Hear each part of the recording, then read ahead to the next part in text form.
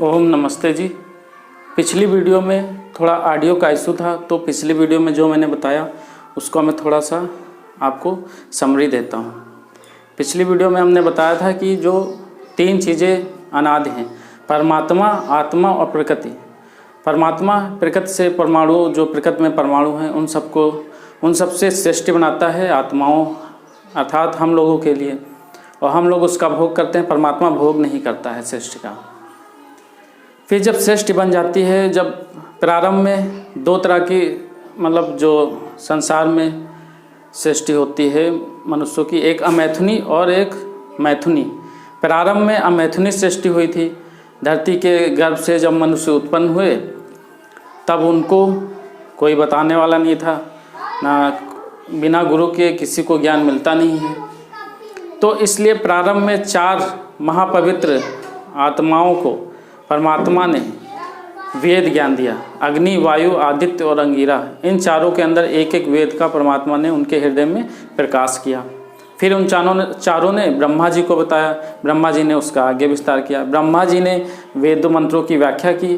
तो जो वेदों के व्याख्या के ग्रंथ हैं वो ब्राह्मण ग्रंथ कहलाए। अब आगे महाभारत काल के 1000 वर्ष पूर्व वेदों का पतन होने लगा।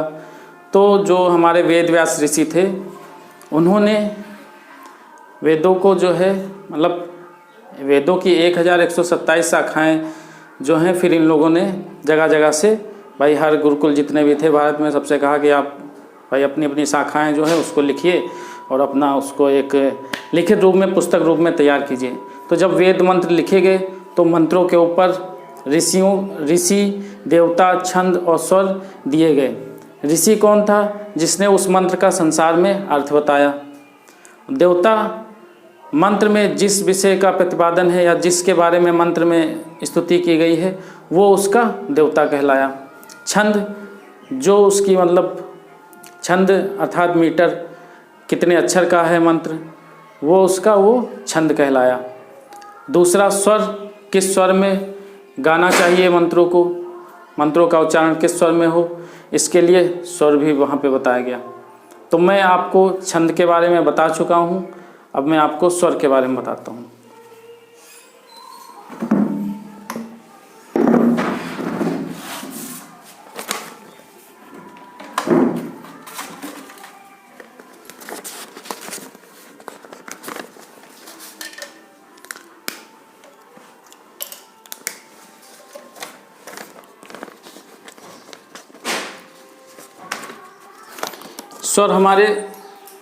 स्वर 7 प्रकार के होते हैं।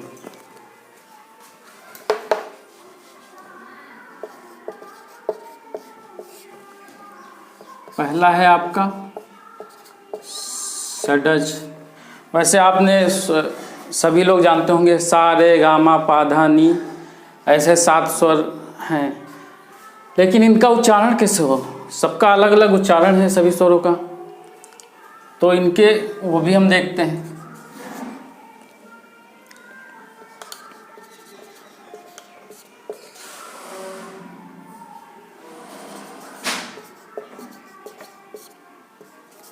षड्ज, मध्यम, पंचम और आपका निषाद,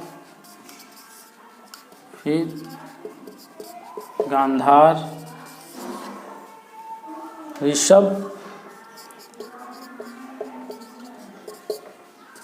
धैवत, ये आपके 7 स्वर हैं।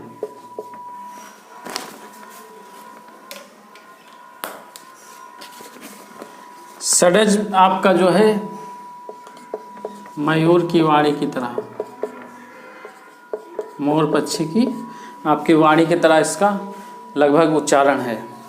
मध्यम आपका चकवा पक्षी की वाणी की तरह। पंचम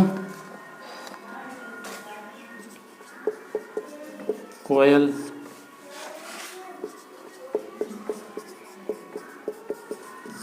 की वाणी की तरह। निषाद आपका हाथी की वाणी की तरह है। गांधार आपका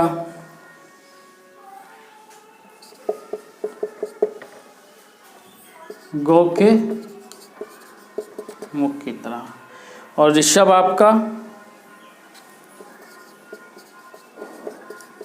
ये आपका जो मैं आपको बृहद देवता से निकाल के आपको बता रहा हूँ, बकरी के मुख से जो ध्वनि निकलती है लगभग उसकी तरह। धैवत आपका घोड़ा के मुख से जो भी आवाज़ निकलती है उसकी तरह लगभग होता है। अब मंत्र पर स्वर चिन्ह लगे होते हैं, उदात्त अनुदात्त स्वरित का कोई चिन्ह नहीं होता है। तो षडज जो है, षडज मध्यम पंचम, ये आपके तीनों स्वरित के अंतर्गत आते हैं, स्वरित के अंतर्गत, अर्थात मीडियम पिच में आप इसको जैसे गान कीजिए, ना ऊंचा ना नीचा। और निषाद गंधार ये दोनों आपके उदात्त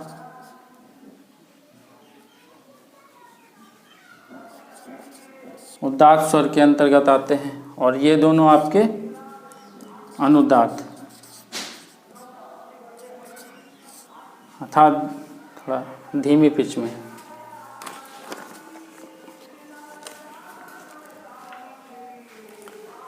सात प्रकार के स्वर हैं, मंत्रों का गान इन्हीं स्वर के अंतर्गत होता है।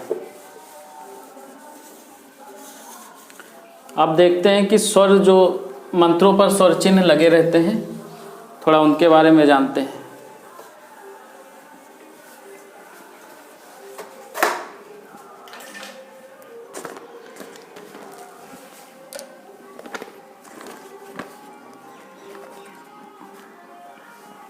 पहला है आपका उदात्त। जैसे कोई मंत्र है, मंत्र का कोई पद है, तत् सवितुर्वरेण्यम,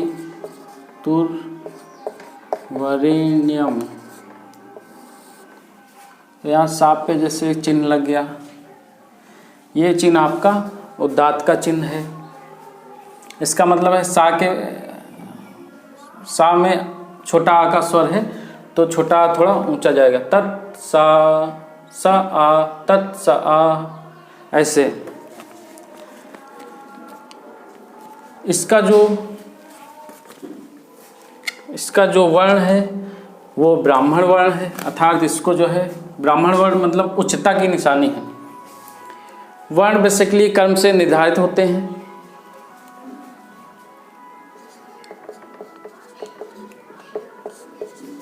इसका ब्राह्मण वर्ण है, शुक्ल रंग है, अग्नि देवता है, गायत्री छंद है, अग्नि इसका मुख्य देवता अग्नि है, और गायत्री छंद। ऋषि भारद्वाज,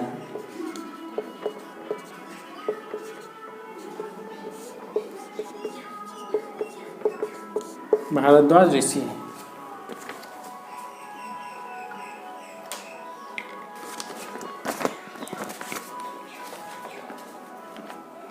नेक्स्ट है आपका अनुदात्त। ये क्षत्रिय वर्ण का है, इससे कम उपयोगिता है इसकी। आपका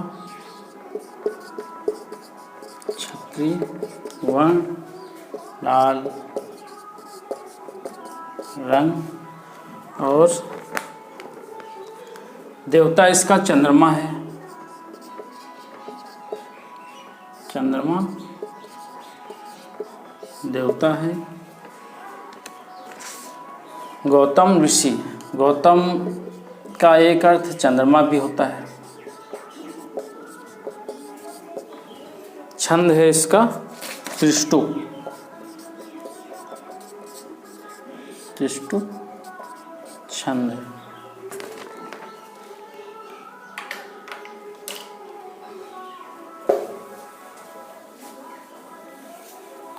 लास्ट है आपका स्वरित।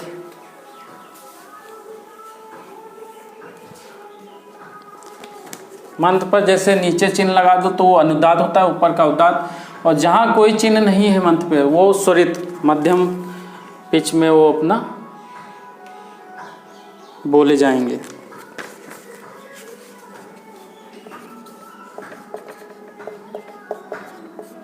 स्वरित ये आपका वैश्रवण का है, वैश्रवण श्याम रंग,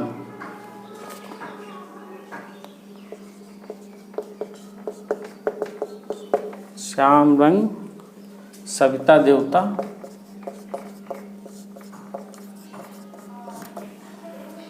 इस स्वर का देवता सविता है।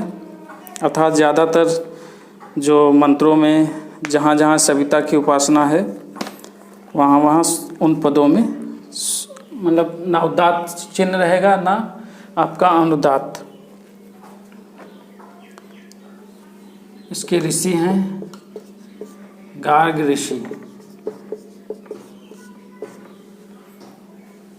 और आपका छंद है आपका जगत छंद है।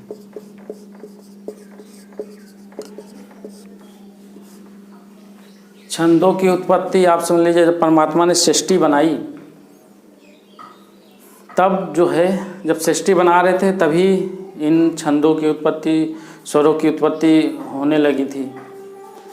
ऐसा वैदिक शास्त्रों में वर्णन है कि जब परमात्मा सृष्टि बना रहे थे तो लास्ट में जब आखिरी पार्ट जब सृष्टि का बचा तो वो जगत छंद से उसकी रचना हुई।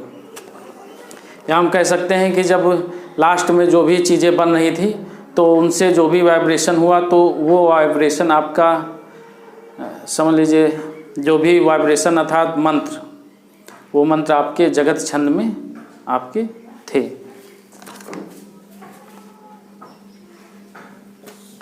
अब देखते हैं कि जैसे मंत्रों के ऊपर स्वर चिन्ह जो लगाए जाते हैं अगर उनको आप हटा दें तो अर्थ बदल जाता है। इसलिए स्वर चिन्हों की जो है उपयोगिता,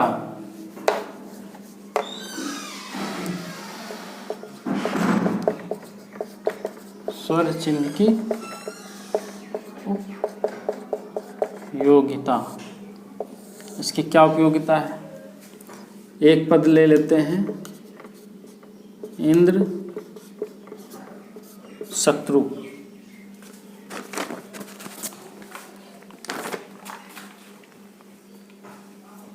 अभी इस पे कोई स्वर चिन्ह नहीं लगा है तो आप इसका अर्थ कुछ भी नहीं बता सकते हैं। आप कहेंगे इंद्र शत्रु कोई, या इंद्र का शत्रु, या इंद्र किसी का शत्रु, या शत्रु इंद्र का, ऐसा आप अनुमान लगा सकते हैं लेकिन क्लियर नहीं बता सकते। जैसे ही हम यहाँ पे चिन्ह लगाते हैं उदात्त का, तो मंत्रों में जहाँ पे जिस पद पे भी उदात्त का चिन्ह है समझ लीजिए मंत्र में उसी के बारे में बताया गया है। तो यहाँ पे इंद्र का मुख्य हो जाएगा, यहाँ पे इंद्र जो पद है वो मुख्य हो जाएगा। अब इसका अर्थ निकल आएगा, इंद्र जो शत्रु है, किसका शत्रु है? मेघ का। तो यहाँ पे मेघ का शत्रु कौन है? इंद्र। तो यहाँ पे हो जाएगा इसका अर्थ इस पद का सूर्य, अर्थात इंद्र जो शत्रु है मेघ का, इसको छुपा लीजिए सिर्फ इंद्र, तो वो मेघ का शत्रु आपका इंद्र हो गया। ऐसे ही जब यहाँ पर आप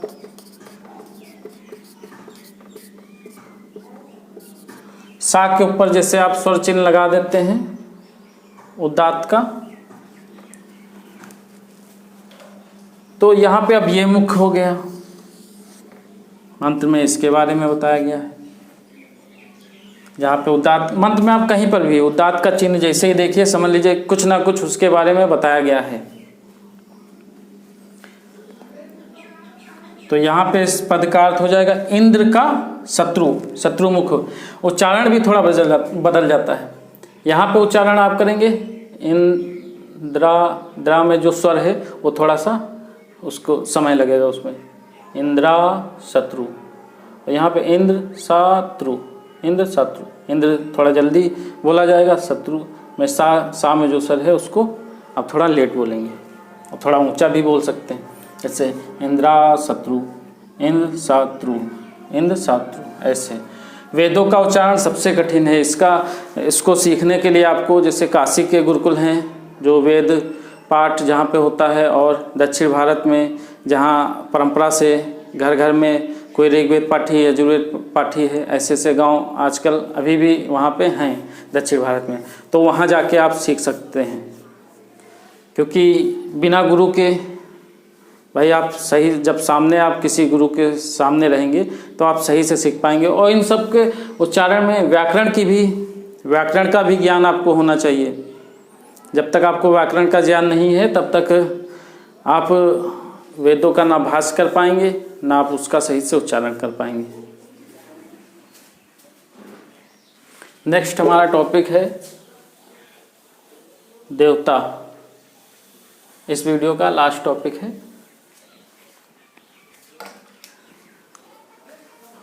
देवता जो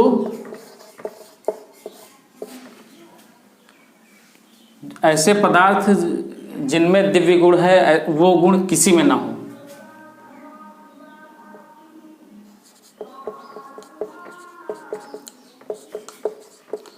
दिव्य गुण से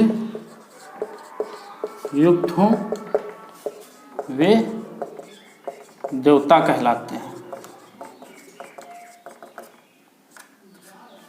जैसे आपका अग्नि में दाह का गुण है, जल में शीतलता का गुण है, पृथ्वी में गंध का गुण है, आकाश में शब्द का गुण है। तो ये गुण क्या है? इनके दिव्य गुण हैं। सूर्य में जो 7 किरणें निकलती, प्रकाश का गुण है। चंद्रमा में शीतलता का गुण है। तो ये इन सब में ही ये मुख्य क्वालिटी है, इसीलिए ये सब देवता कहलाते हैं। देवताओं को निरुक्त ने और बृहद देवता में 3 भाग में बांटा गया। 3 लोक, पृथ्वी लोक, फिर आकाश,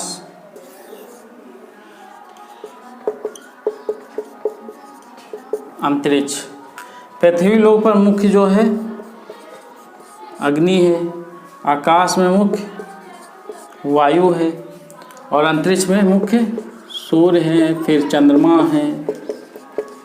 लेकिन सूर्य यहाँ पर मुख्य देवता है। तो 3 मुख्य देवता, इन्हीं के अंतर्गत और देवता आ जाते हैं। जैसे यहाँ पर आकाश में आपका मेघ है, मरुत है, वरुण है, और आपका विद्युत है जो मेघ में है। सूर्य, चंद्रमा, बृहस्पति आदि ग्रह हैं। तो ये 3 पार्ट में देवताओं को बांटा गया है। तो ऋग्वेद में जितने भी देवताओं का वर्णन है, हम कोशिश करेंगे सबके बारे में आपको वेदों से बताएं। तो इस इंट्रोडक्शन के 2nd पार्ट का हम यहीं पे विराम करते हैं। ओम नमस्ते जी।